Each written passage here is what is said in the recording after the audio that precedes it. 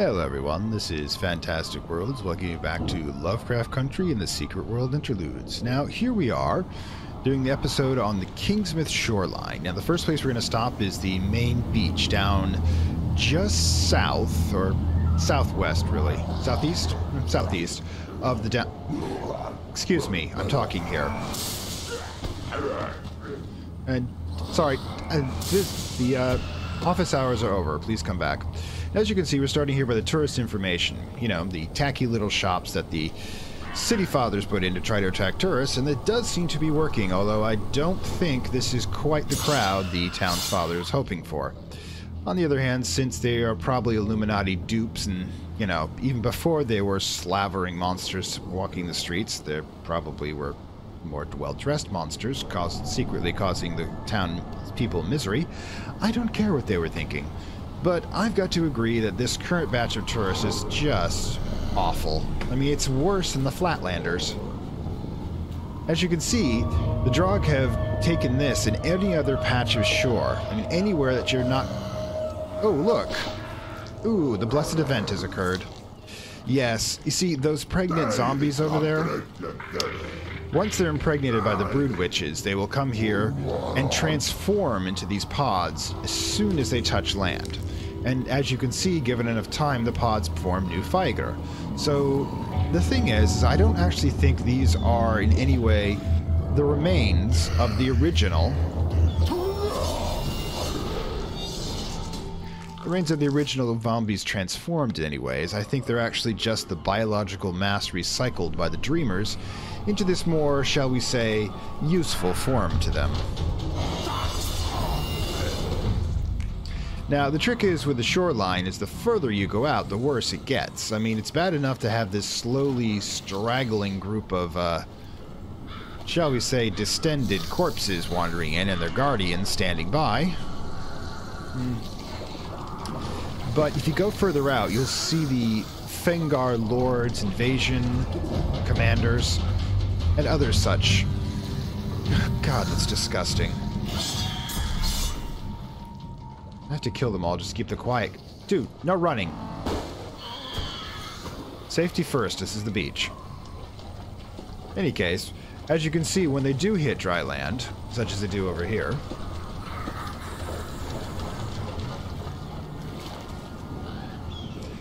they will transform into a brood pod. Of course, a watch pot never boils, and I suppose a watch zombie never transforms. Dude, quiet. You too. And there we go. They lay down. The metamorphosis is complete. So, we've seen both sides of the transformation. Now, let's do the rest of the shoreline here. Okay, we'll be heading south from the tourist information booth, which is just the other side of Main Street.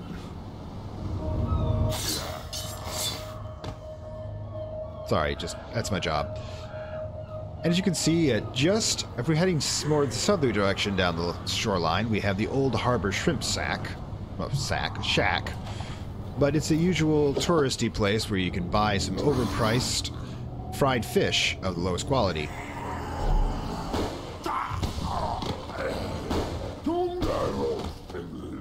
As you can see, the beach continues in this direction. Now, given that it's a sandy beach, odds are there aren't a lot of tide pool action here when the tide's low.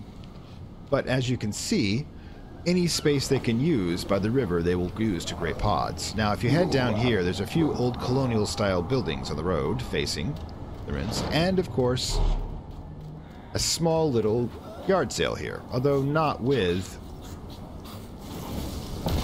Pardon me. Not with the other extras that we've experienced before. That one's to the north. Further down, you have a number of other small docks, each one of them designed for the fishing fleet. Now, you notice the fishing fleet itself is actually out deeper into the harbor. We'll check out those wrecks later. But, if you continue down the street, Elm Street, as it were, maybe it's not. The map could be wrong, could be pointing me to Elm Street. The road ends here, but the path continues. comes a small sandy beach path that heads over towards one of the harbor's heads. This is the natural head. Special assignment received. Initializing. Yeah, this area is off limits to the public, thank you.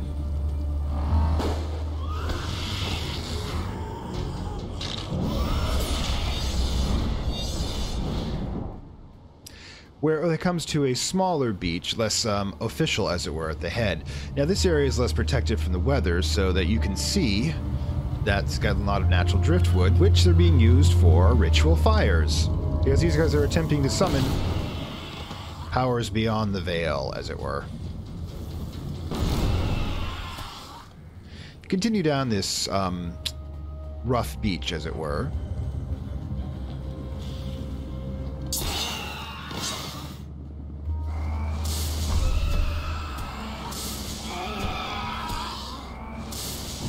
Sorry, just a request from the job.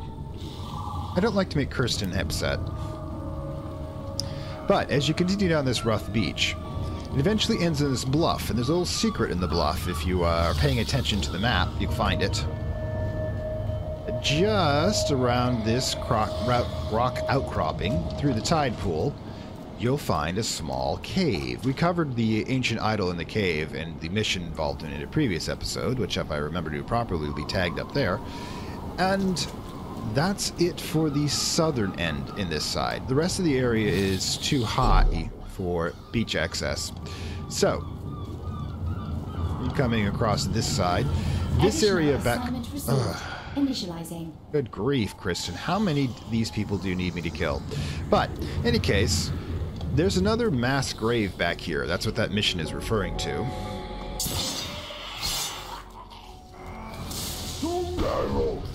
Where they have the zombies attempting to find new, as they say, recruits.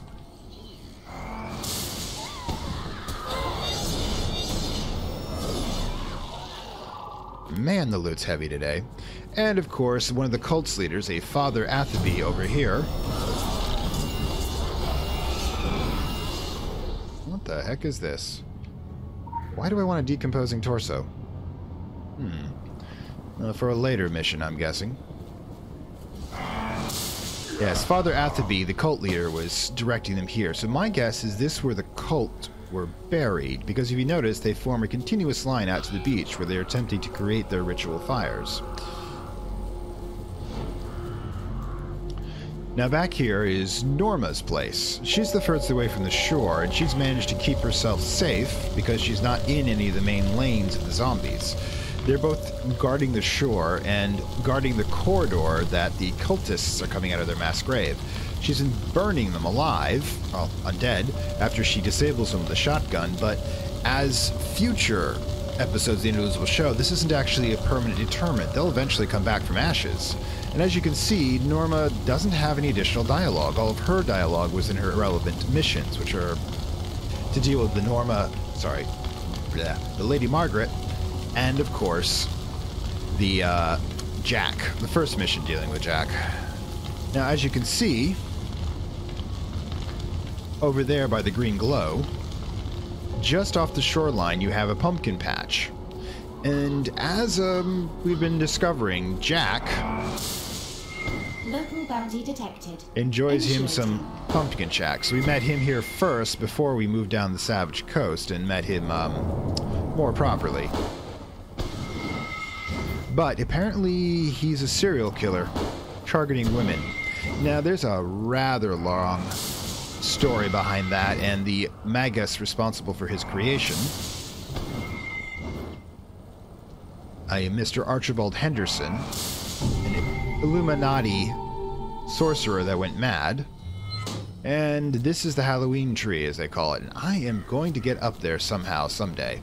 And if I ever do the Lore Hunter series, I'm going to have to, because I want to... Lore Hunter series is going to be based on me trying to track down each string of lore, one component at a time, in order. I've been kind of scattershot about it now, so I'd have to create a separate character, and I can't quite afford to do that right now.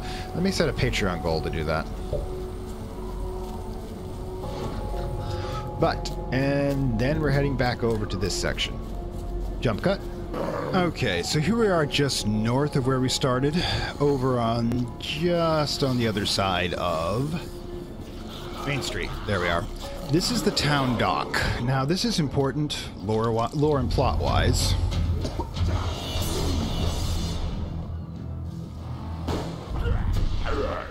Because it's part of one of the investigation missions when you're going into Illuminati's past, but even more importantly, that over there is the Lady Margaret at the end of the dock. Probably one of the sailors there. As you can see, the Lady Margaret seems a bit worse for wear and is covered by this red seaweed, which is, if you listen to Joe Slater's description, is the same seaweed that was in the Sargasso Sea that they were caught in, the one in which he found the Sword of Light that seems to have drawn all of these monsters here. Oh, there we go. Here's a good sighting point. See down there? That guy?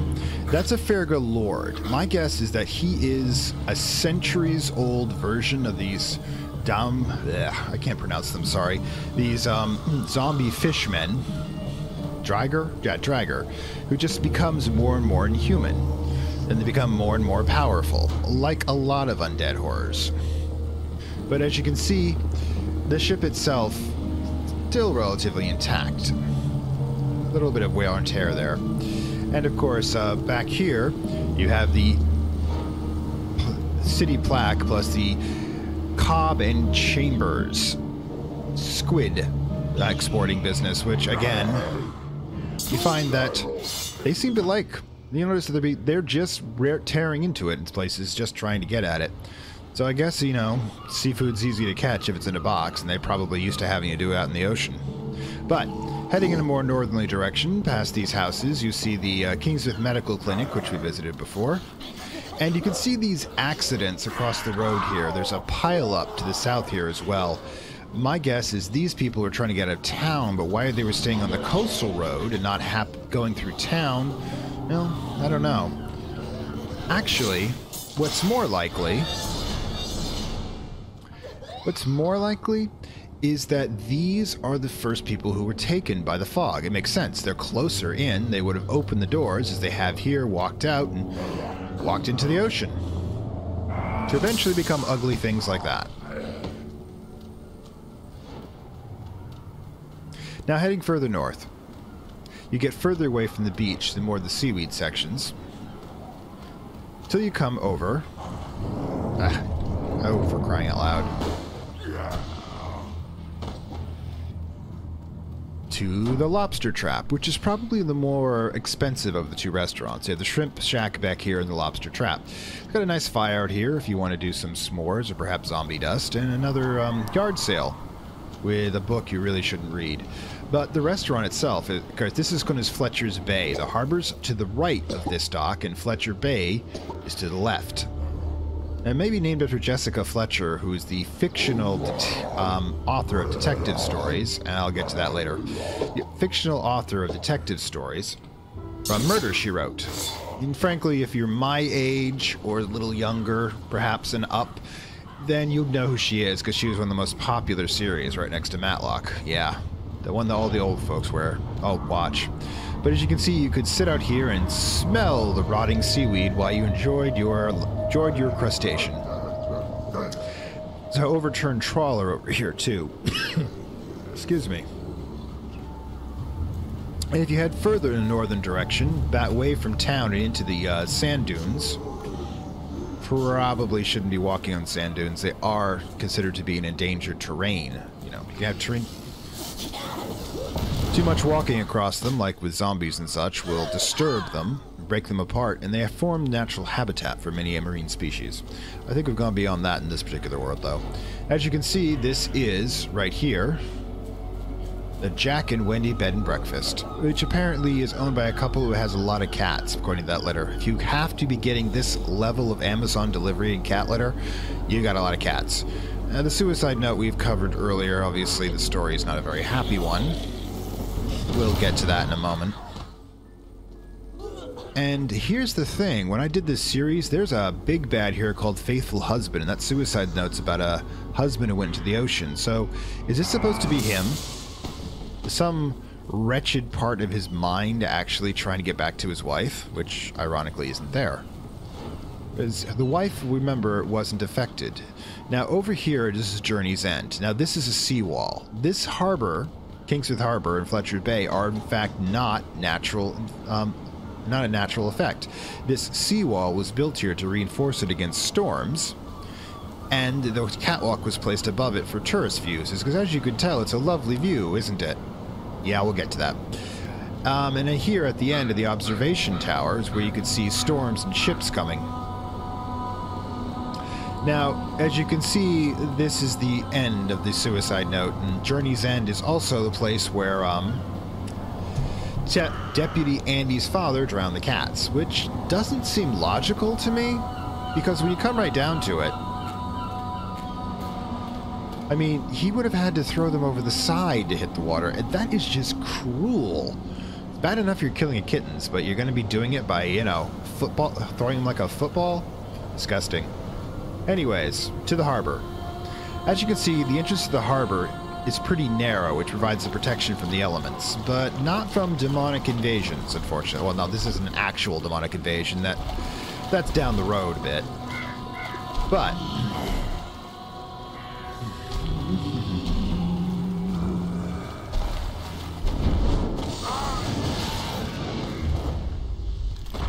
as I was noting, the further you get out, the uglier these things get. There's a few more too. There's an invasion commander on that boat, but as you can see, the fishing fleet is in a bit of disarray. The boats themselves sometimes have lore on them. You can get onto them most of the time. Let's see. Yeah, gonna have to go there. It's just a pity you can't crawl. Oh yeah, hang on. No public display of affection, please. Yeah, here's the commander, who's apparently one of the, and I use the term loosely, brains behind this invasion. So, as Kirsten stated,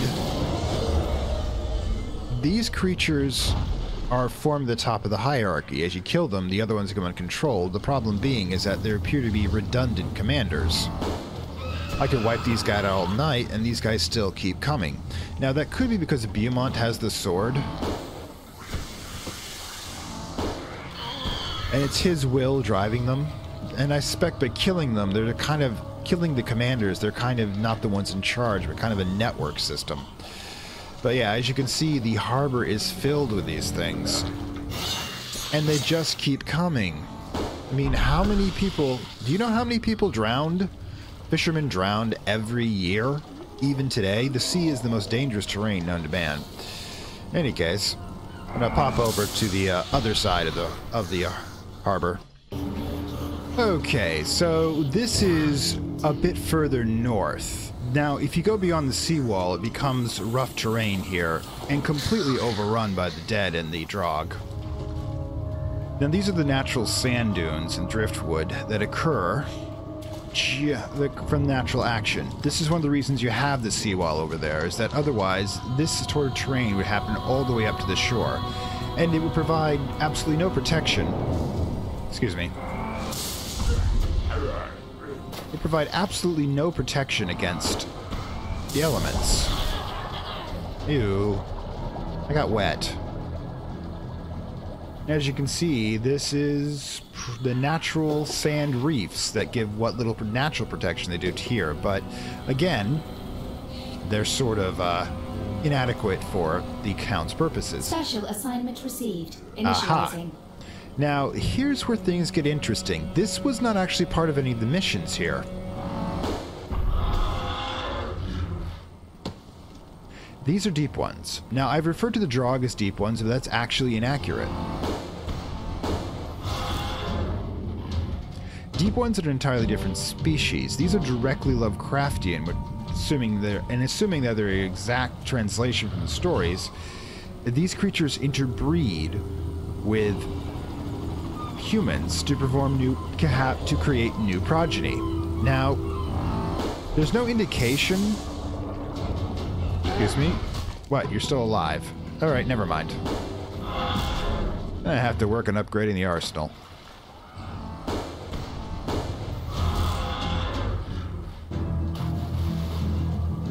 But as you can see, there's a transformation happening. Now, if you recall, the fog has the ability to transform life, but it is actually transforming the entire landscape. And this gigantic eldritch barnacle here, yeah, a close look at that beauty, is sitting here. And I'm beginning to wonder if the deep ones exist to just feed flesh into its maw.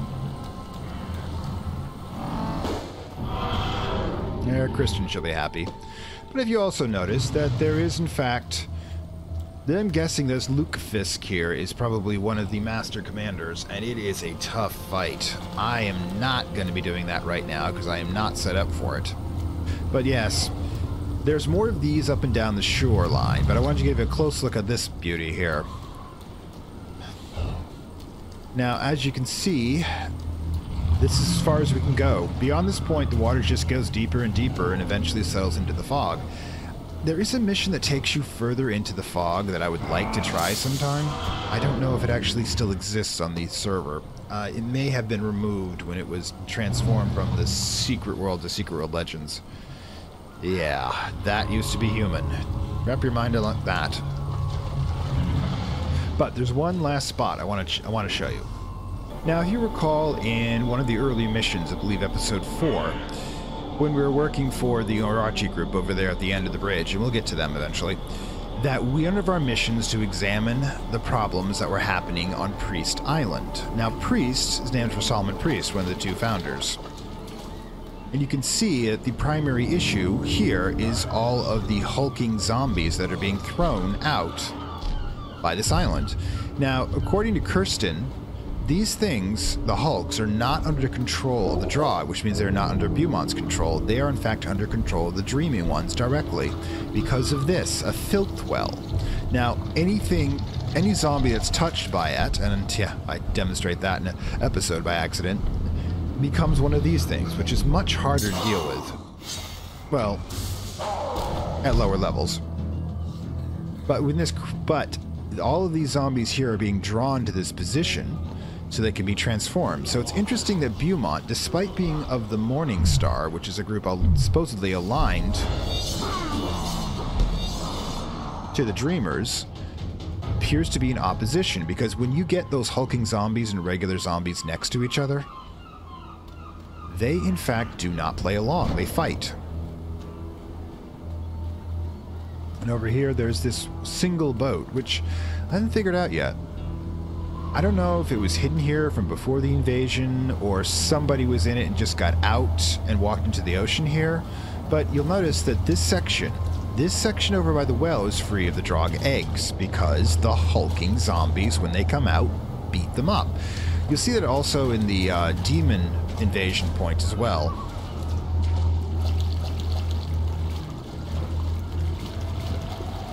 And as you can see, you can get pretty deep here. The rough terrain is characteristic of the north end of the island. Oof. That guy looks bad. But again, here we are. No Draug.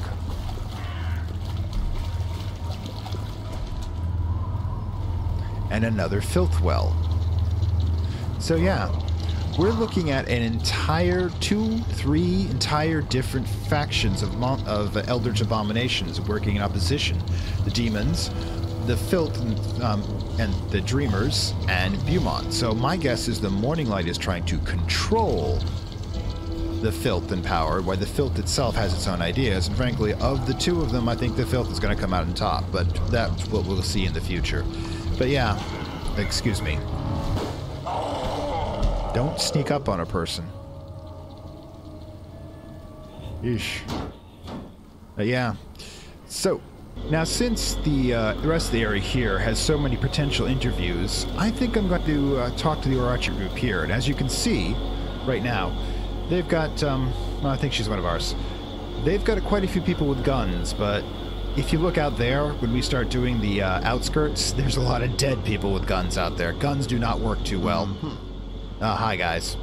So, since we didn't get an One, the proper term is experimental weaponized organics. 2, aren't you a little puritanical for the firing range? Excuse me? I grew up on a farm 20 miles out of Spokane. I named my rifle before I named my pony, and I could take a can clean off the bridge supports from here. There is so much about you that wasn't detailed in your profiling, you know that? Yes, weaponized organic could lacerate white-hot fractals into this hypothetical can from around the corner. And you'd only know it happened on a 250,000 frames per second playback. Awesome.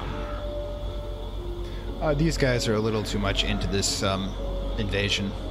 Alright then, so yes, these are the resident man and woman in black, the representatives of the Archie military advisory group that are attempting to contain the situation. Now, you may notice that this bridge, this is the only access that the island has to the mainland, and these guys are acting as quarantine, so these guys are not here to stop the monsters, they're here to stop the humans. Because they really, really, really couldn't do anything about the monsters. And as you can tell, this road is 1A heading directly to Dunwich. And if that's how you pronounce it, by the way, Dunwich. And if you know your Lovecraft, you know that Dunwich is an inland town in Massachusetts, which is kind of a weird thing to put on here. So my guess is there has to be a separate Dunwich, Maine, because this is the state we're in now. And guys, guard duty, look towards the threat. Look in that direction, okay? Ugh. All right, let's get to know our people. Hello. All right, hi. Well, you spoke up. We get to talk to you first. Tell me about yourself there, Blake. You shouldn't confuse a team leader with a team player. I would have preferred to oversee this operation remotely, on time, under budget, with minimum deployment of heavy weapons. However, I had Miss Radcliffe to consider. A promising graduate, but easily distracted by human elements. My intention was to keep her focused on our corporation's core values. Translation, he thought she was too soft. Somewhat of a continuous issue with women in the workplace. I haven't been entirely successful. Her rural upbringing leads to every community in peril tugging at her heartstrings. In our line of work, I find the best practice is to refer to small towns by case number. Yes, she gave me the same look. You really haven't been doing this long, have you? I doubt we'll meet again, but in the event we do, let me know how saving the world has turned out for you. Yeah, the thing is I do feel the same way. I think that his believing that she's too soft and I'm too soft is that, what do you think? Is that going to be us being too optimistic or him being too grim? Tell me about the island. I might have known your kind would show up sooner rather than later. The etheric wave activity on this island has been spiking off the charts. Oh, don't go all cow-eyed on me. You and I both know you're something of an occult hot potato. All that volatile energy buzzing around inside your skull. Yeah, he's aware of what we are and the fact that it's a bee, which is a reference to buzzing. Isn't that why your quote-unquote secret society snapped you up? Soldiers are seldom selected for their winning diplomatic skills. I don't know, I think I'm rather diplomatic. It's all enough to make Ms. Radcliffe chew her nails. Neither of us wants that. Uneven nails are symptomatic of disorder. But I digress. In the big picture, our organizations are working to the same game plan, just from different angles. We choose to deal in hard, quantifiable science, and you're the liberal arts. I feel insulted. To be candid, I envy your lack of accountability to the real world. Can you even begin to imagine detailing an event like this to the Joint Chiefs of Staff? I say detailing, I mean obfuscating. The government knows, of course, as much as they need to know. It's unavoidable when members of the so-called secret world decide to contact Dimension B in a Northridge Mall, for instance. That was one hell of a spring. I want to know what that spring was like. Life is just full of inconvenient surprises, and I'm not big on surprises. It's what attracted me to this line of work. The chance to normalize the curve. No offense, there'll always be a place for statistical outliers like yourself. The average American doesn't need to see the whole carnival, but they've always loved the sideshow.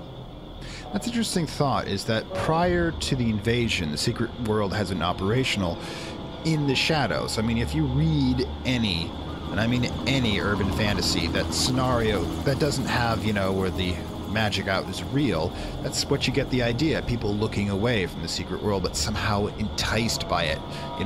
They'll talk about vampires and romance novels, but not actually want to deal with the blood-sucking monsters. Tell me about your employer. I couldn't comment on rumor or speculation over the group's activities. 1, Ms. Radcliffe and I only represent a subsidiary. 2, I have undergone considerable media training. Means he's not going to tell us shit. What I can discuss is that there's no side agenda, no conspiracy.